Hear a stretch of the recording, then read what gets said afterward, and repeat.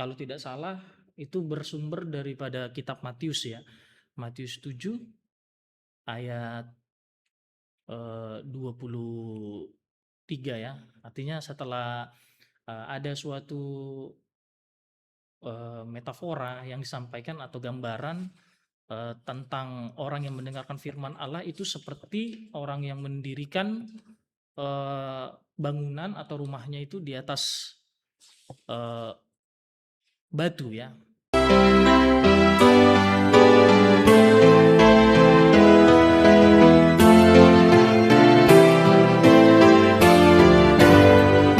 Shalom Bapak Ibu, Saudara-saudari yang terkasih dalam nama Tuhan Yesus Kristus. Pada kesempatan kali ini di kanal YouTube kita HKBP Distrik 20 Kepulauan Riau, kita kembali lagi dalam pendalaman untuk Nats Alkitab yang tertulis pada Keluaran 19 ayat 1 sampai 6 untuk pertanyaan kita di hari yang akan datang.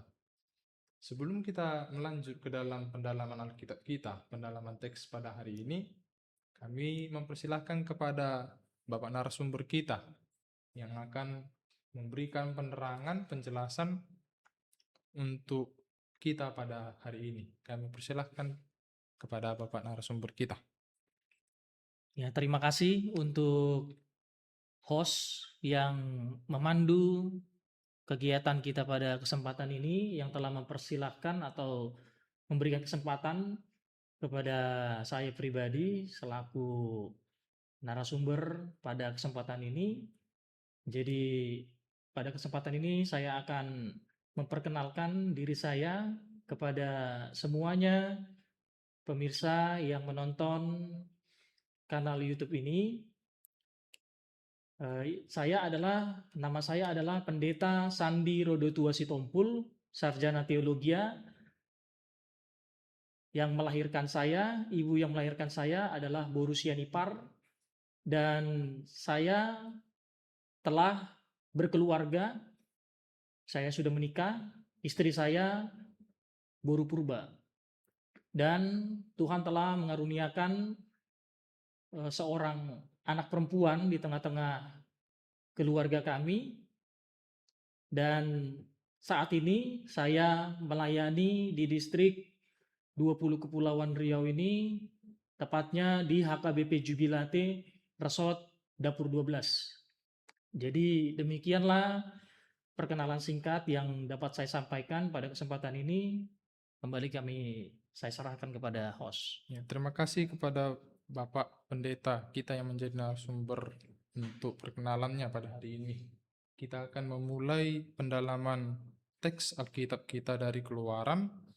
Mari kita bersatu di dalam doa. Bapa kami yang di surga, kami bersyukur untuk penyertaan-Mu di dalam kehidupan kami. Pada hari ini ya Bapa, kami kembali di dalam podcast kanal YouTube HKBP Distrik 20 Kepulauan Riau yang akan mendalami firman-Mu, yang akan kami sampaikan, yang akan kami dengar kembali di pertanyaan kami. Berkatilah Bapak narasumber yang akan menyampaikan penjelasan tentang Nats Alkitab yang akan kami dalami pada hari ini. Berkatilah kami yang akan mendengarnya, dan kami akan menerima hal yang baru. Di dalam nama Anak-Mu Yesus Kristus kami berdoa dan bersyukur kepadamu. Amin. Nats Alkitab yang didasarkan oleh Gereja HKBP yang menjadi epistel untuk hari Minggu dan juga ayat khotbah di pertanyaan tertulis pada Keluaran 19 ayat 1 sampai ayat yang ke-6. Saya akan membacakannya kepada kita di dalam Alkitab terjemahan baru yang kedua. Pada tanggal 1 di bulan ketiga setelah orang Israel keluar dari tanah Mesir, mereka tiba di padang gurun Sinai. Setelah mereka berangkat dari Rafidim, mereka tiba di padang gurun Sinai, lalu berkemah di padang gurun itu. Di sana orang Israel berkemah di depan gunung itu. Lalu Musa naik menghadap Allah, dan Tuhan berseru dari gunung itu kepadanya, Beginilah kau katakan kepada keturunan Yakub, dan kau beritakan kepada orang Israel, kamu sendiri telah melihat apa yang kulakukan kepada orang Mesir, dan bagaimana aku telah mengangkat kamu di atas sayap Raja Wali dan membawa kamu kepadaku. Jadi sekarang, jika kamu sungguh-sungguh mendengarkan firman-Ku dan berpegang pada perjanjian-Ku, kamu akan menjadi milik kesayanganku dari antara segala bangsa, sebab seluruh bumi adalah milikku. Kamu akan menjadi kerajaan imam dan bangsa yang kudus bagiku. Inilah semua firman yang harus kau katakan kepada orang Israel. Demikian pembacaan firman Tuhan. Kami berikan waktu kepada Bapak narasumber, Bapak pendeta kita, untuk memberikan penjelasan tentang nats Alkitab kita dari Keluaran 19 ayat 1 sampai 6. Waktu dan tempat kami persilahkan. Ya, terima kasih atas waktu yang diberikan oleh host bagi saya untuk menjelaskan yang pertama dari poin latar belakang teks pembahasan kita pada kesempatan ini, yaitu Keluaran 19 ayat 1 sampai 6 yang akan kita dengarkan pada waktu pertanggiangan di minggu ke-9 setelah Trinitatis. Jadi melalui pembacaan teks pembahasan kita pada kesempatan ini, kita bisa menemukan latar belakang daripada nats firman Tuhan ini atau perikop firman Tuhan ini, di mana dijelaskan di ayat 1 pada bulan ketiga setelah orang Israel keluar dari tanah Mesir. Itu yang pertama, tentang latar belakang teks ini atau perikop ini. Kemudian yang kedua, kita bisa memahami tentang latar belakang teks ini, yaitu dari ayat 3 ya, di mana dari ayat 2 dan ayat 3, di mana dijelaskan tentang keterangan tempat bahwasanya saat itu bangsa Israel sedang berada di padang gurun Sinai, dan juga Musa itu sedang naik ke gunung Sinai. Jadi itulah secara latar belakang atau letak daripada teks kita pada kesempatan ini. Kalau tentang latar belakang, ya pada saat itu bangsa Israel itu telah dibebaskan oleh Allah dari perbudakan Mesir. Kemudian dari apa yang tertulis tentang Rafidim, ini pun juga merupakan suatu latar belakang ya, di mana ketika itu bangsa Israel telah melalui Rafidim, di mana di Rafidim itu banyak yang dihadapi oleh bangsa Israel di situ. Misalnya mereka mengalami kehausan di situ. Kemudian di situ mereka menamai tempat itu, Rafidim itu, Mara dan Meriba.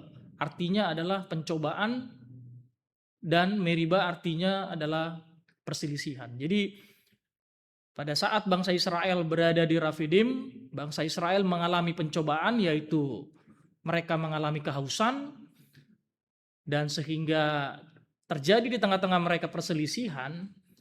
Kemudian pada saat bangsa Israel berada di Rafidim, mereka juga mengalami perperangan melawan bangsa Amalek. Dan Tuhan menyatakan kuasanya atau menunjukkan perlindungannya kepada bangsa Israel dengan memenangkan bangsa Israel melawan bangsa Amalek. Jadi Itu merupakan latar belakang. Dan di dalam ayat 4 juga itu pun merupakan latar belakang, di mana dikatakan bahwa Allah itu telah menunjukkan kedahsyatannya, kekuatannya yang digambarkan kedahsyatannya itu seperti sayap Raja Wali, membawa bangsa Israel terbebas atau keluar dari pembuangan atau dari perbudakan Mesir, dan sesuai dengan perikop teks pembahasan kita pada saat ini, mereka telah berada di Gurun Sinai. Nah, jadi kira-kira seperti itulah mengenai latar belakang daripada teks pembahasan kita pada kesempatan ini.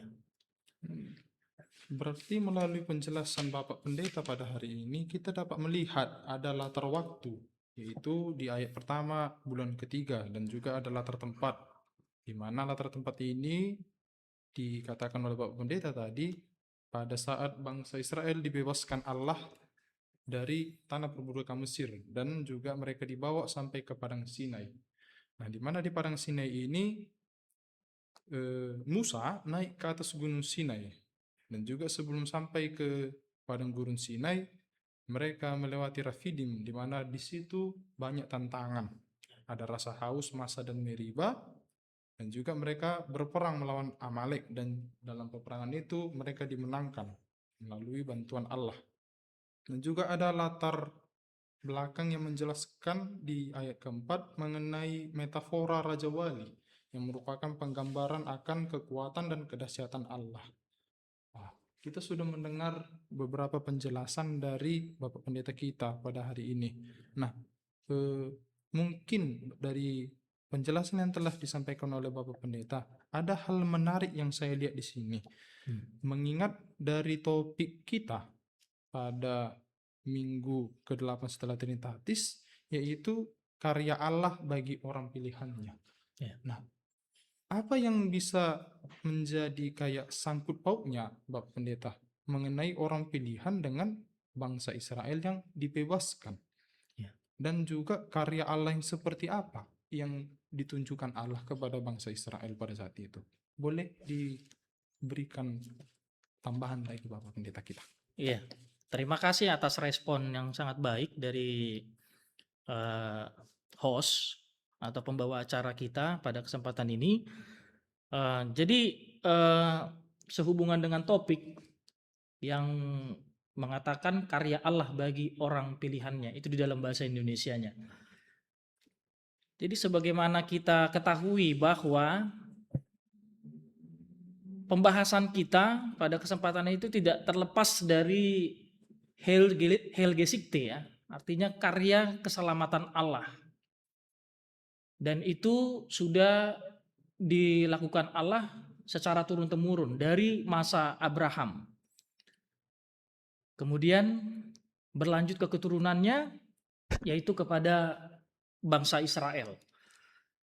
Nah, di mana Allah itu berkarya, ya, mewujud nyatakan karya keselamatannya bagi pertama bagi bangsa Israel itu sendiri. Kemudian Allah itu di dalam rencananya bukan hanya hendak membebaskan bangsa Israel itu secara keterbelengguan jasmania, ya, yaitu perbudakan di Mesir. Tetapi Allah juga ingin membebaskan bangsa Israel daripada keterbelengguan, yaitu sifat-sifat budak yang melekat di dalam diri bangsa Israel. Sehingga di dalam ayat 5, Allah itu di dalam pertemuan Musa dengan Allah di Gunung Sinai, ketika Musa naik ke Gunung Sinai, di situ Allah pertama-tama sekali mengarahkan Musa supaya melihat perbuatan-perbuatan Allah bagi bangsa Israel. Bahwasanya Allah telah menunjukkan kuasanya yang kekuatannya itu dapat dimetaforakan seperti burung Raja Wali, dan hal itu juga lah yang harus Musa sampaikan kepada bangsa Israel. Kemudian yang kedua yang Allah sampaikan kepada Musa untuk disampaikan kembali oleh Musa kepada bangsa Israel, yaitu agar bangsa Israel itu mendengarkan firman Allah dan berpegang pada perjanjian Allah kepada bangsa itu. Nah, jadi di dalam mendengarkan firman Allah dan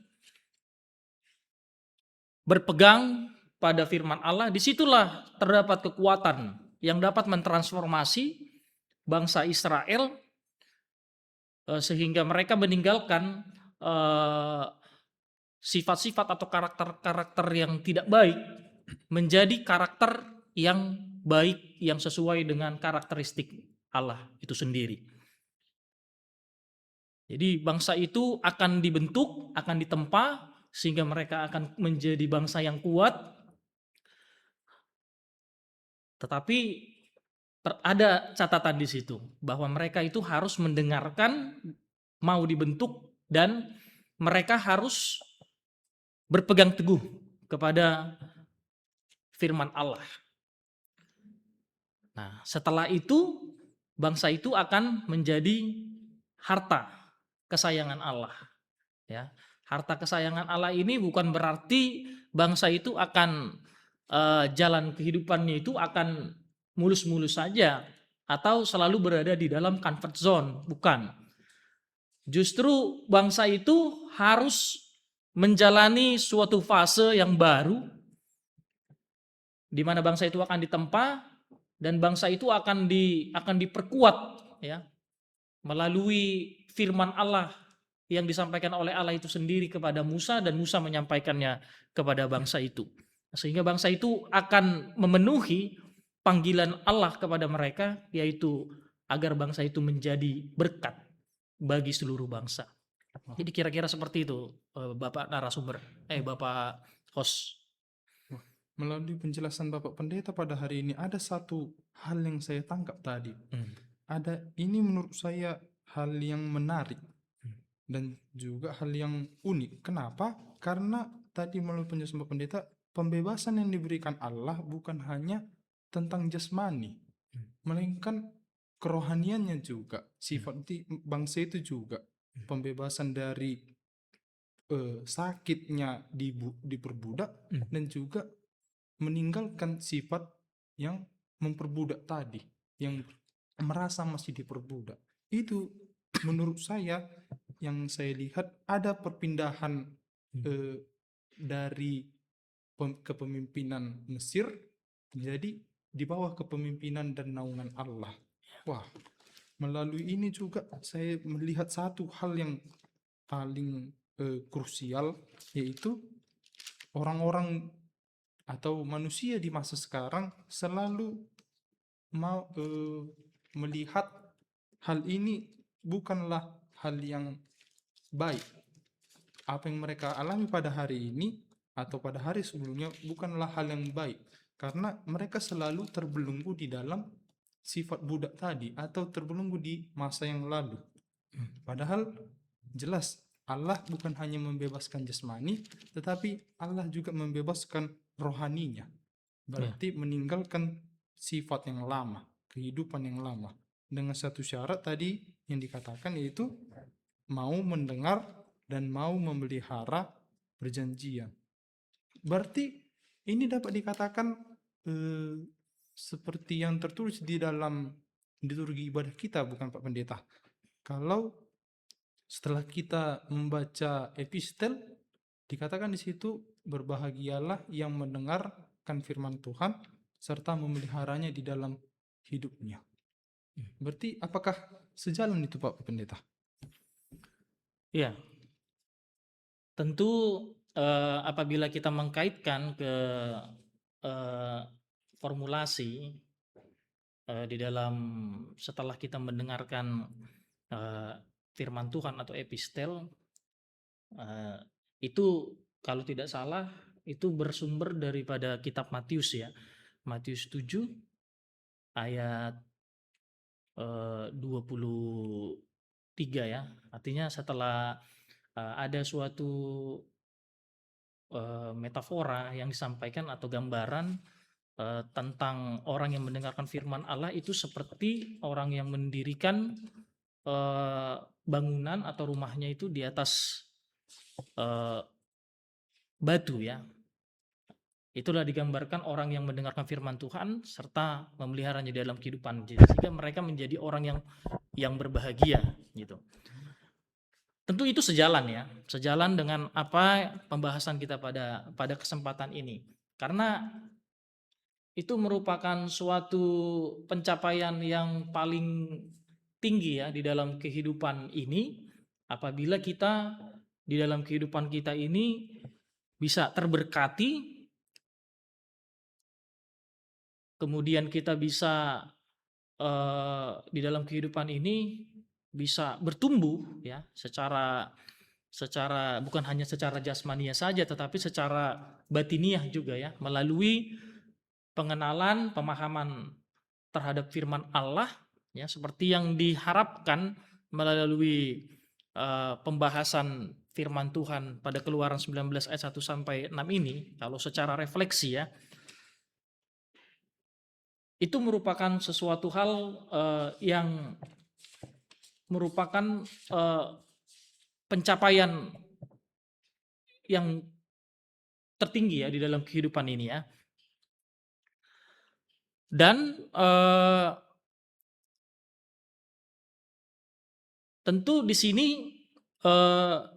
yang perlu kita perhatikan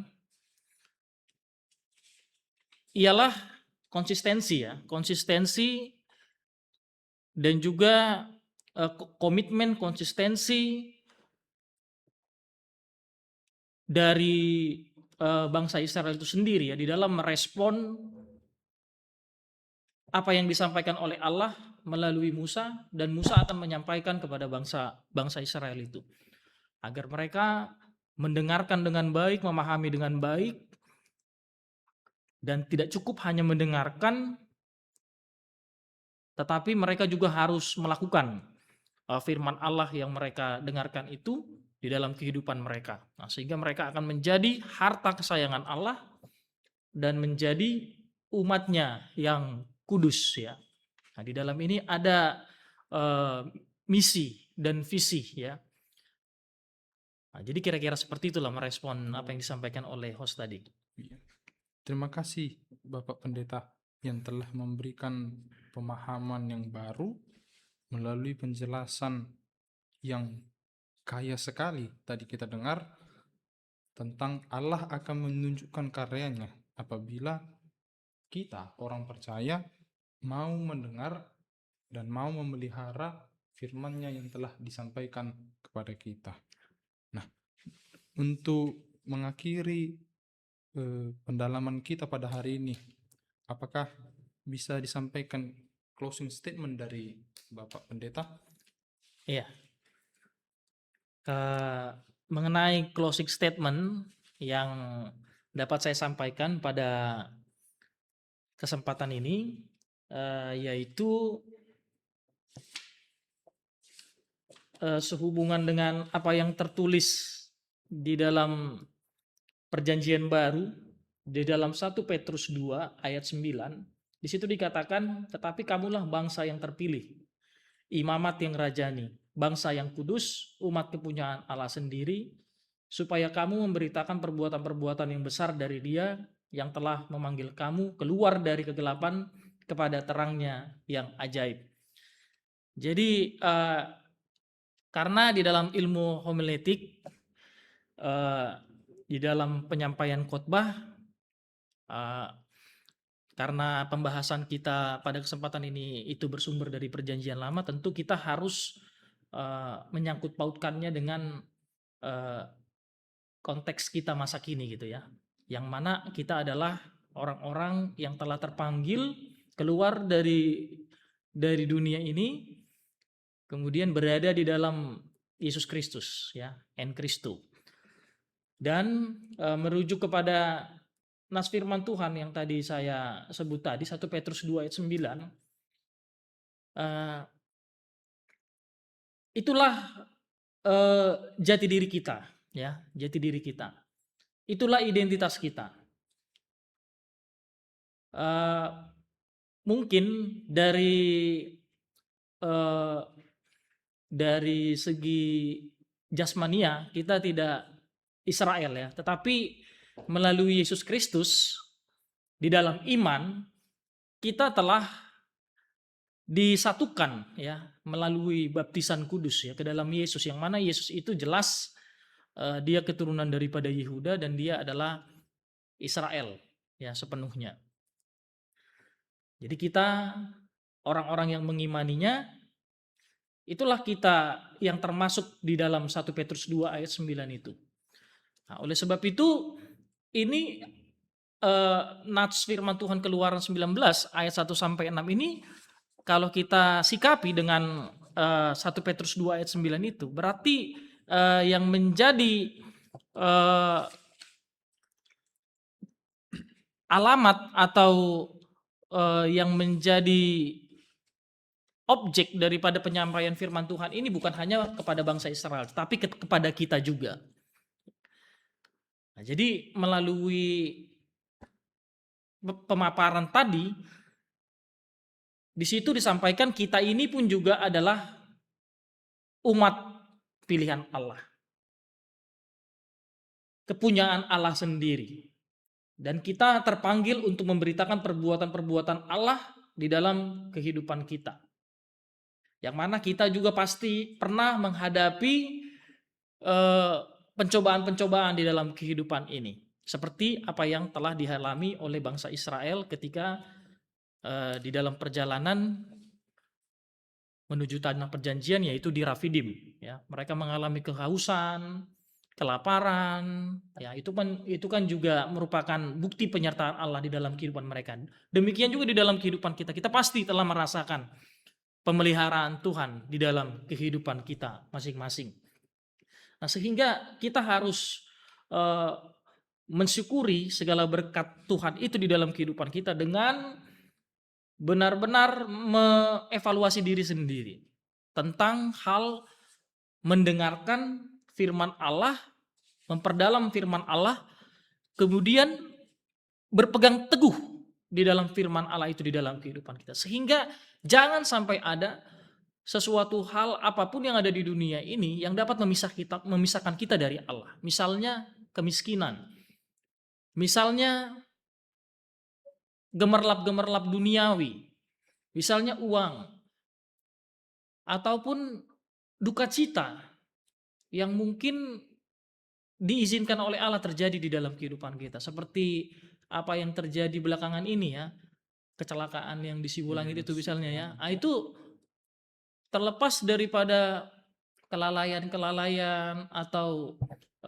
kesalahan-kesalahan yang dilakukan oleh orang-orang yang terlibat di dalam latar belakang terjadinya peristiwa itu, contohnya entah remblong atau apapun ya kan. Tetapi kan jika kita memposisikan diri sebagai korban gitu kan, kita posisikan diri kita sebagai korban, kita harus tetap berpegang teguh kepada firman Allah, sehingga apapun yang terjadi tidak akan dapat membuat hati kita itu larut di dalam penderitaan itu. Jadi itu dia letak kekuatan daripada firman Allah di dalam kehidupan kita.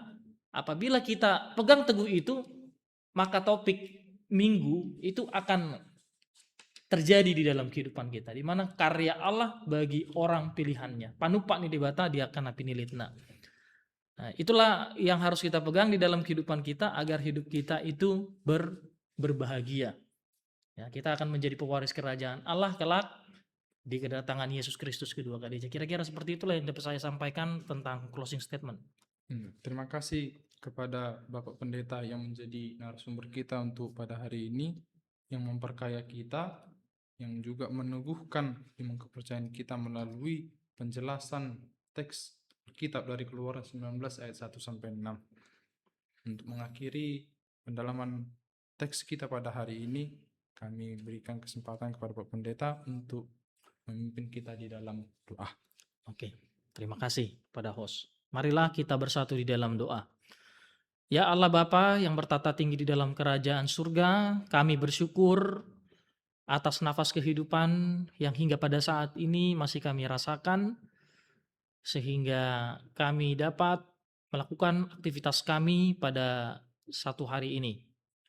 Dan sebagian daripada aktivitas kami pada satu hari ini, yaitu kegiatan podcast Distrik 20 Kepulauan Riau, yaitu yang kami sedang lakukan pada saat ini. Di mana kami telah melaksanakannya, kami telah membahas isi firman-Mu yang akan sama-sama kami dengarkan atau kami sampaikan pada kegiatan pertanggiangan pada minggu ke-9 setelah Trinitatis. Kiranya apa yang telah dibahas tadi itu dapat menjadi suatu berkat bagi kami yang mendengarkannya. Kiranya Roh Kudus-Mu jugalah yang memampukan kami agar kami dapat menerapkannya di dalam kehidupan kami sehari-hari. Sehingga kami bukan hanya sebagai pendengar firman-Mu saja, bukan hanya sekedar ilmu pengetahuan saja, tetapi kami dapat menerapkannya di dalam kehidupan kami sehari-hari. Kami dapat berkomitmen dan juga kami dapat konsisten dan juga kami dapat setia untuk hidup berkenan